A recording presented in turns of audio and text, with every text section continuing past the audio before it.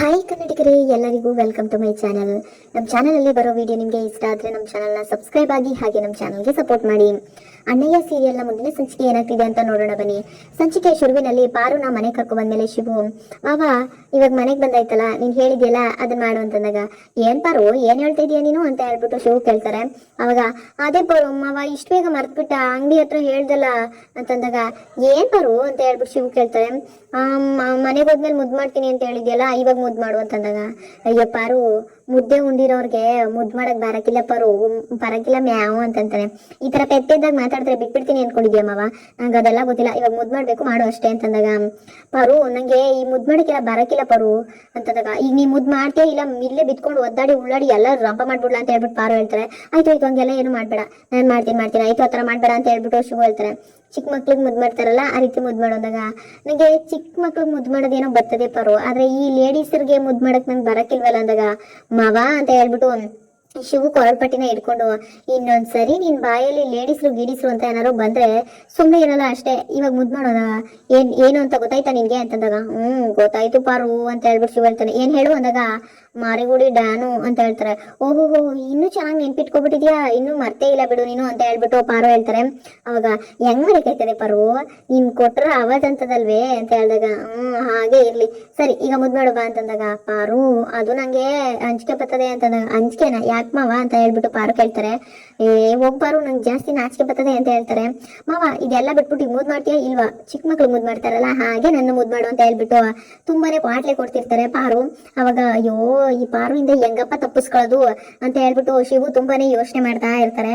ಏನ್ ಮಾಡೋದು ಈಗ ಪಾರು ನೋಡಿದ್ರೆ ಹಿಂಗ್ ಆಟ ಹಿಡಿದು ಕೂತವಳೆ, ಪಾರುನ ಬಿಡ್ಸ್ಕೊಳಕ್ಕೂ ಆಯ್ತಾ ಇಲ್ಲ ಬಿಡಕ್ಕೂ ಆಯ್ತಾ ಇಲ್ಲ, ಹೇಗಾದ್ರೂ ಮಾಡಿ ಪಾರುವಿಂದ ಬಿಡ್ಸ್ಕೊಳ್ಳೇಬೇಕು ಅಂತ ಹೇಳ್ಬಿಟ್ಟು ಶಿವು ಯೋಚನೆ ಮಾಡ್ತಿರ್ತಾರೆ. ಈ ಕಡೆ ಸೀನಾ ನೋಡಿದ್ರೆ ಅವ್ರಪ್ಪ ಜಿಮ್ ಇಡ್ಸ್ಕೊಡ್ತೀನಿ ಜಾಗ ನೋಡಿದೀನಿ ಅಂತ ಹೇಳಿರೋ ಖುಷಿಗೆ ಫುಲ್ಲು ಖುಷಿಯಾಗಿ ತೆಂಗಿನಕಾಯಿ ಎಣಿತಾ ಕೂತಿರ್ತಾರೆ. ನಗುತ್ತಾ ನಲಿ ನಲಿ ಅನ್ಕೊಂಡು ಸಾಂಗ್ ಹೇಳ್ಕೊಂಡು ತೆಂಗಿನಕಾಯಿ ಎಣಿತಾ ಹಾಲಲ್ಲಿ ಕೂತಿರ್ತಾರೆ. ಆವಾಗ ಅವ್ರಮ್ಮ ಹಿಂದಗಡೆಯಿಂದ ಮೆಲ್ಲಗೆ ಬಂದ್ಬಿಟ್ಟು ಲೀಲಾ ಸೀನನ್ನೇ ನೋಡ್ತಾ ಇರ್ತಾರೆ. ನೋಡ್ತಾ ಚಿನ್ನು ಮರಿ ಮುದ್ದು ಮರಿ ಅಂತ ಹೇಳ್ಬಿಟ್ಟು ಕೂಗ್ತಾರೆ. ಅವ್ವ ಇದಕ್ಕವ ಈ ರೀತಿ ಕರಿತಾ ಇದ್ಯಾ ಅಂತ ಹೇಳ್ಬಿಟ್ಟು ಸೀನಾ ಫುಲ್ಲು ಗಾಬರಿ ಆಗ್ಬಿಡ್ತಾರೆ. ಹಿಂಗೆ ಅಲ್ವೇನಪ್ಪ ನೀನು ಆ ಡುಮ್ಮಿನ ಕರಿತಿದ್ದು, ಚಿನ್ನು ಮರಿ ಮುದ್ದು ಮರಿ ಪಾಪು ಮರಿ ಅಂತ. ಲೇ ನೀ ಏನ್ಲ ನೀನು ನನ್ನ ಮಗನಾಗ ಹುಟ್ಟಿ ಅಷ್ಟು ಬೆಳ್ಳಿಗೆ ಬಂಗಾರದ ಕಡ್ಡಿ ಹಂಗಿರೋ ಪಿಂಕಿನ ಬಿಟ್ಬಿಟ್ಟು ಈ ದಡಗ್ಲಿನ ನಿನ್ಗೆ ಚಿನ್ನು ಮರಿ ಮುದ್ದು ಮರಿ ಅಂತ ಇದೆಯಾ, ಬಿಡಲ್ಲ ಕಣಲ್ಲ, ಹಿಂಗೆ ಬಿಟ್ಬಿಟ್ರೆ ನೀನು ಹಾಳಾಗೋಯ್ತೀಯಾ, ನಿನ್ನ ಮಾತ್ರ ಸುಮ್ಕೆ ಬಿಡೋಕಿಲ್ಲ, ನಿನ್ ಫಸ್ಟ್ ಏನಾದ್ರು ಒಂದ್ ಗತಿ ಕಾಣಿಸ್ಲೇಬೇಕು ಅಂದಾಗ, ಅವ ಯಾಕವ ಹಿಂಗ ಆಡ್ತಿದ್ಯಾ, ನಾನು ಹೇಳೋದು ಸ್ವಲ್ಪ ಕೇಳೋಂದಾಗ, ಇಲ್ಲ ಕಲ ನನ್ನ ಎದುರುಗಡೆ ಅವ್ಳ ದಡಗಿನ ಕಂಡ್ರೆ ಆಗಲ್ಲ ಅನ್ನೋ ತರ ಮಾತಾಡ್ತೀಯ, ಆದ್ರೆ ರೂಮ್ ಒಳಗೆ ಹೋಯ್ತಿದಂಗೆ ಎಂಟಿ ಸಗ್ಗಿಡ್ಕೊಂಡು ಫುಲ್ಲು ಅವಳಿಗೆ ಹೊಲ್ಕ ಕೂತ್ಬಿಟ್ಟಿದ್ಯಕಲ್ಲ ನೀನು ಅಂತ ಹೇಳ್ಬಿಟ್ಟು ಲೀಲಾ ಬೈತಿರ್ತಾಳೆ. ಅವ ನೀ ಅನ್ಕೊಂಡ್ರಂಗೆ ಏನು ಇಲ್ಲ ಕಾಣವ ಅಂತ ಹೇಳ್ಬಿಟ್ಟು ಸೀನಾ ಹೇಳ್ತಾನೆ. ಏನು ಇಲ್ದೆ ಮತ್ತೆ ರೂಮ್ ಒಳಗಡೆ ಚಿನ್ನು ಮರಿ ಮುದ್ದು ಮರಿ ಪಾಪು ಮರಿ ನೀನು ಕೂಸಿದ್ದಂಗೆ ಅಂತೆಲ್ಲ ಹೊಗಳ್ತಿದ್ದೆ ಅವಳನ್ನ, ಹಿಂಗ್ ಬಿಟ್ರೆ ನಿನ್ಗಾಗಲ್ಲ, ಇರೋ ಬಂದೆ ಇಲ್ಲಿ ಮಾಡ್ತೀನಿ ಅಂತ ಹೇಳ್ಬಿಟ್ಟು ಲೀಲಾ ಒಳಗಡೆ ಹೋಗಿ ಫೋನ್ ಹುಡ್ಕೊಂಡು ಫೋನ್ ತಗೊಂಡ್ಬಂದ್ಬಿಟ್ಟು ಇರ್ಲ ನಿಂಗ್ ಮಾಡ್ತೀನಿ ಅಂತ ಹೇಳ್ಬಿಟ್ಟು ಪಿಂಕಿಗೆ ಫೋನ್ ಮಾಡ್ತಾರೆ. ಅಲೋ ಪಿಂಕಿ, ಅವ ಏನವ ಮಾಡ್ತಿದ್ಯಾ, ಈ ರೀತಿ ಏನು ಮಾಡ್ಬೇಡ ಕಣವ ಅಂತ ಹೇಳ್ಬಿಟ್ಟು ಹೇಳ್ತಾ ಇರ್ತಾರೆ ಸೀನಾ. ಆದ್ರೂ ಕೂಡ ಅಲೋ ಪಿಂಕಿ, ಇವನು ಏನ್ ಮಾಡ್ತಾವನೆ ಗೊತ್ತವನವ, ನಿದ್ದೆಗಳಲ್ಲಿ ಗೊತ್ತಿದೆ ಕೈ ಹಾಕಿದ್ವು ಅಲ್ದೆ ಈ ನನ್ ಮಗ ಇವಾಗ ಅವಳನ್ನ ಚಿನ್ನು ಮರಿ ಮುದ್ದು ಮರಿ ಅನ್ಕೊಂಡು ಮುದ್ದು ಮಾಡ್ತಾ ತಪ್ಕೊಂಡು ಎತ್ಕೊಂಡು ಕುಂದಾಡ್ಬಿಟ್ಟವನೆ ಅಂತ ಹೇಳ್ಬಿಟ್ಟು ಹೇಳ್ತಾರೆ. ಅವಾಗ ಕೊಡಿಲಿ ಅವ್ನ ಕೈ ಫೋನ್ ಅಂತ ಹೇಳ್ಬಿಟ್ಟು ಪಿಂಕಿ ಕೇಳ್ತಾಳೆ.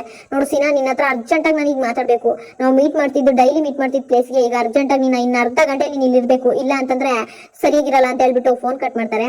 ಈ ಕಡೆ ಶಿವು ಪಾರುಗೇನೋ ಗಿಫ್ಟ್ ಕೊಡ್ಬೇಕು ಅಂತ ಹೇಳ್ಬಿಟ್ಟು ಏನೋ ತರ್ತಾ ಇರ್ತಾರೆ. ಪಾರು ಕನ್ನಡಿ ಮುಂದೆ ನಿಂತ್ಕೊಂಡು ನೋಡ್ತಾ ಕನ್ನಡಿಲೇ ಶಿವುದ್ ಬರ್ತಾ ಇರೋದು ಕಾಣಿಸುತ್ತೆ. ಮಾವು ನನ್ಗೋಸ್ಕರ ಏನೋ ಸರ್ಪ್ರೈಸ್ ಆಗಿ ತರ್ತಾ ಇದ್ದಾನೆ, ಸ್ವಲ್ಪ ಆಟ ಆಡ್ಸೋಣ ಅಂತ ಹೇಳ್ಬಿಟ್ಟು ಶಿವು ರೂಮ್ ಒಳಗಡೆ ಬರ್ತಿದಾಗೇನೆ, ಅಯ್ಯೋ ಕಳ್ಳ ಅಂತ ಹೇಳ್ಬಿಟ್ಟು ಓಡ್ ಬಂದು ಶಿವನ ಅಪ್ಕೊಂಡ್ಬಿಡ್ತಾರೆ. ಅವಾಗ ಅಯ್ಯೋ ಪಾರು ಅನ್ಕೊಂಡ್ ಪಾರು ಶಿವು ಮಾರಿಗುಡಿ ಶಿವು ಎಂ ಶಿವು ಅಂತ ಹೇಳ್ಬಿಟ್ಟು ಶಿವು ಅಂತಾರೆ. ಮಾರಿಗುಡಿ ಶಿವು ಎಂ ಶಿವು ಅಂತ ಹೇಳ್ಬಿಟ್ಟು ಕೇಳ್ತಾರೆ.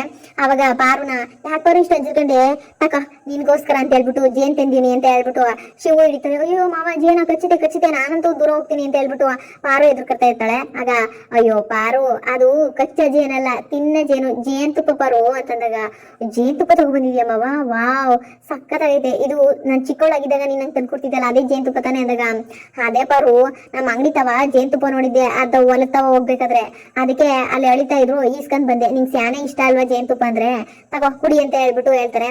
ಅವಾಗ ಮಾವ ಅದ್ರಲ್ಲಿ ಹೆಂಗ್ ಕುಡಿಯೋದು ನಂಗೆ ಗೊತ್ತಾಗಕ್ಕಿಲ್ಲ ಕುಡಿಯೋದಕ್ಕೆ ಅಂತ ಹೇಳಿದಾಗ, ಸರಿ ಅನ್ಕೋ ನಾನೇ ಕುಡಿಸ್ತೀನಿ ಅಂತ ಹೇಳ್ಬಿಟ್ಟು ಶಿವು ಜೇನುತುಪ್ಪನ ತೆಗೆದು ಪಾರ್ಗೆ ಬಾಯಿಗೆ ಬಿಡ್ತಾ ಇರ್ತಾರೆ. ಅವಾಗ ಪಾರು ಜೇನುತುಪ್ಪನೆಲ್ಲ ಕುಡಿತಾ ಇರ್ತಾರೆ. ಆಗ ಜೇನುತುಪ್ಪ ಎಲ್ಲ ಕುಡಿದಾದ್ಮೇಲೆ, ಮಾವ ನಿನ್ಗೆ ಅಲ್ಲಿ ಜೇನುತುಪ್ಪ ನನಗೆ ಕುಡಿಸ್ಬಿಟ್ಟಲ್ಲ ಅಂದಾಗ, ನನ್ಗೆ ಇಲ್ಲೇ ಐತೆ ಪಾರು ಅಂತ ಹೇಳ್ಬಿಟ್ಟು ಪಾರು ತುಟಿನ ಒರೆಸ್ಬಿಟ್ಟು ಶಿವು ಪಾರುನೇ ನೋಡ್ಕೊಂಡು ಹೇಳ್ತಾ ಇರ್ತಾರೆ. ಪಾರುಗೆ ಫುಲ್ ಖುಷಿ ಆಗ್ಬಿಡುತ್ತೆ. ಶಿವು ಹಂಗಂದ ತಕ್ಷಣ, ಏನು ಮಾವ ಈ ರೀತಿ ಮಾತಾಡ್ತಿದ್ದಾನಲ್ಲ ಅಂತ. ಮಾವ ಏನ್ ಹೇಳ್ತಿದ್ಯ ಅಂದಾಗ, ಇಲ್ಲೇ ಜೇನುತುಪ್ಪ ಐತೆ ಅಂತ ಹೇಳ್ಬಿಟ್ಟು ತುಟಿನ ಒರೆಸ್ತಾರೆ ಶಿವು ಅವರು. ಈ ಕಡೆ ಪಾರುಗೆ ಹಾಸ್ಪಿಟ್ಲ್ ಕೊಡ್ಬೇಕು, ಹಾಗೆ ಏನ್ ಮಾಡೋದು ಎತ್ತ ಅಂತ ಒಂದು ಗೊತ್ತಿರೋದಿಲ್ಲ. ಅದಕ್ಕೆ ಶಿವು ಮೊದ್ಲು ಪಾರುಗೆ ಏನಾದ್ರು ವ್ಯವಸ್ಥೆ ಮಾಡ್ಬೇಕು. ಇಡ್ಕೋ ಪಾರು ನಾ ಬರ್ತೀನಿ ಇಲ್ಲಿ ಅನ್ಬಿಟ್ಟು ಯೋಚನೆ ಮಾಡ್ಕೊಂಡು ಹೊರಗಡೆ ಬರ್ತಾರೆ. ಹೊರಗಡೆ ಬಂದ ತಕ್ಷಣ ಮೊದ್ಲು ಪಾರುಗೆ ಹಾಸ್ಪಿಟ್ಲ್ ಮಾಡ್ಕೊಡ್ಬೇಕು ಅಂದಾಗ, ಈ ಪಾರು ತಮ್ಮ ವಿಷಯ ಹೇಳಿದ್ರೆ ಬೇಡ ಬೇಡ ಅಂತಾಳೆ. ಈಗ ಅವಳ ತಮ್ಮ ಹೇಳ್ದೆ ದಾರಿ ಇಲ್ಲ.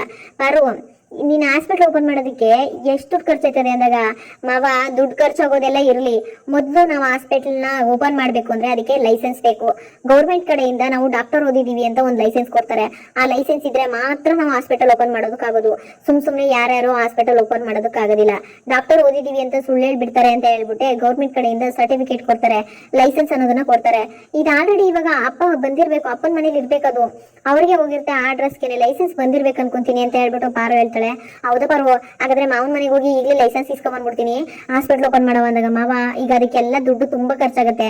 ಮೊದ್ಲೇ ಇನ್ನು ರತ್ತನ್ ಮದ್ವೆ ಮಾಡ್ಬೇಕು, ರಾಣಿ ಮದ್ವೆ ಮಾಡ್ಬೇಕು, ರಮ್ಯನ್ ಎಜುಕೇಶನ್ ನೋಡ್ಕೋಬೇಕು, ಇದಕ್ಕೆಲ್ಲ ದುಡ್ಡು ಸಾಲಲ್ಲ. ಇವಾಗ ಮೊದ್ಲು ನಾವು ಅವ್ರ ಕಡೆ ಗಮನ ಕೊಡೋಣ, ಆಮೇಲೆ ನಾವು ಹಾಸ್ಪಿಟ್ಲ್ ಓಪನ್ ಮಾಡೋದ್ರ ಬಗ್ಗೆ ಯೋಚನೆ ಮಾಡೋಣ, ಸರಿನಾ ಅಂದಾಗ, ಸರಿ ಪಾರು ಆಯ್ತು, ಈಗ ಮಾವನ ಮನೆಗೆ ಲೈಸೆನ್ಸ್ ಬಂದೈತಾ ಇಲ್ವಾ ಅಂತ ಹೇಳಿ ಒಂದ್ ಸ್ವಲ್ಪ ಕೇಳ್ಕೊಂಡ್ ಬಂದ್ಬಿಡ್ತೀನಿ. ಸರಿನಾ ಬಂದಿದ್ರೆ ಹೋಗಿ ಮಾವನ ತವ ಇಸ್ಕೊಂಡ್ ಬಂದ್ಬಿಡ್ತೀನಿ ಆಯ್ತಾ. ಇಲ್ಲ ಮಾವ ಬಂದಿದೆ ಅನ್ಸುತ್ತೆ, ಬಂದಿರ್ಬೇಕು, ನಂಗೆ ಆಲ್ರೆಡಿ ಮೆಸೇಜ್ ಎಲ್ಲ ಬಂದಿದೆ, ಅದು ಅಪ್ಪನ ಹತ್ರ ಬಂದಿರುತ್ತೆ, ಅವ್ರ ಮನೇಲಿ ಇರುತ್ತೆ, ಇಸ್ಕೊಂಡ್ ಬರ್ಬೇಕು ಅಂದಾಗ, ಸರಿ ನಾನು ಹೋಗಿ ಇಸ್ಕೊ ಬರ್ತೀನಿ ಪಾರು, ನೀನೇನು ಯೋಚನೆ ಮಾಡ್ಬೇಡ, ಸರಿನಾ ನಾವು ಹಾಸ್ಪಿಟ್ಲ್ ಓಪನ್ ಮಾಡವ, ಈಗ ಹೋಗಿ ಇಸ್ಕೊ ಬಂದ್ಬಿಡ್ತೀನಿ ಅಂದಾಗ, ಸರಿ ಮಾವ ಆಯ್ತು ಅಂತ ಹೇಳ್ಬಿಟ್ಟು ಪಾರು ಒಪ್ಕೊಂತಾಳೆ. ಈ ಕಡೆ ವೀರಭದ್ರಯ್ಯ ಮತ್ತೆ ಛತ್ರಿ ಪರಶು 3 ಜನ ಸೇರ್ಕೊಂಡು ಅವಳ ಕೈಗೆ ಲೈಸೆನ್ಸ್ ಸಿಕ್ಕಿದ್ರೆ ಇನ್ನೂ ಕೂಡ ಅವಳು ಬೆಳೆದು ಬಿಡ್ತಾಳೆ, ಮುಂದುವರೆದು ಬಿಡ್ತಾಳೆ, ಆ ಶಿವು ಮನೇನ ಉದ್ಧಾರ ಮಾಡ್ಬಿಡ್ತಾಳೆ ಅಂತ ಹೇಳ್ಬಿಟ್ಟು ಆ ಲೈಸೆನ್ಸ್ ನ ಹಾಳು ಮಾಡ್ಬೇಕು ಅಂತಾನೆ ಇರ್ತಾರೆ. ಆಗ ಅಪ್ಪಯ್ಯ ಇನ್ನು ಏನಪ್ಪಯ್ಯ ಅದನ್ನ ಇಟ್ಕೊಂಡು ನೋಡ್ತಿದ್ಯಾ, ಈಗ ಅದಕ್ಕೊಂದ್ ಗತಿ ಕಾಣಿಸ್ಬಿಡು ಅಂತಂದಾಗ, ಗತಿ ಕಾಣಿಸ್ತೀನಿ ಕಣು, ಅವಳು ಲೈಸೆನ್ಸ್ ಸಿಕ್ಕಿದ್ರೆ ಹಾಸ್ಪಿಟಲ್ನ ಕಟ್ಟಿ ಉದ್ಧಾರ ಆಗ್ಬಿಡ್ತಾಳೆ. ಅವಳ ನಾನು MBBS ಅಂತ ಓದಿಸಿದ್ದು ಯಾತಕ್ಕೆ ಹೇಳು, ಅವಳು ಡಾಕ್ಟರ್ ಗಿರಿ ತಕೊಂಡು ಜನಗಳಿಗೆ ಹಾಸ್ಪಿಟ್ಲ್ ಇಟ್ಕೊಂಡು ಉದ್ಧಾರ ಆಗ್ಲಿ ಅಂತಲ್ಲ, ಮದುವೆ ಲಗ್ನ ಪತ್ರಿಕೆಯಲ್ಲಿ ವೀರಭದ್ರಯ್ಯನ್ ಮಗಳು ಪಾರು MBBS ಅಂತ ಹಾಕ್ಸಕ್ಕೋಸ್ಕರ ಅವಳನ್ನ ಡಾಕ್ಟರ್ ಓದಿಸಿದ್ದು. ಈಗ ಶಿವು ಮನೆಗೆ ಹೋಗಿ ಶಿವನ್ ಉದ್ಧಾರ ಮಾಡ್ಲಿ ಅಂತಲ್ಲ ನಾನು ಡಾಕ್ಟರ್ ಓದಿಸಿದ್ದು. ಇವಳು ಈಗ ನನ್ನ ವಿರುದ್ಧವಾಗಿ ಯಾವತ್ ನಿಂತ್ಲೋ ಅವಳ ಸರ್ವನಾಶ ಅವತ್ತೇ ಶುರುವಾಯ್ತು.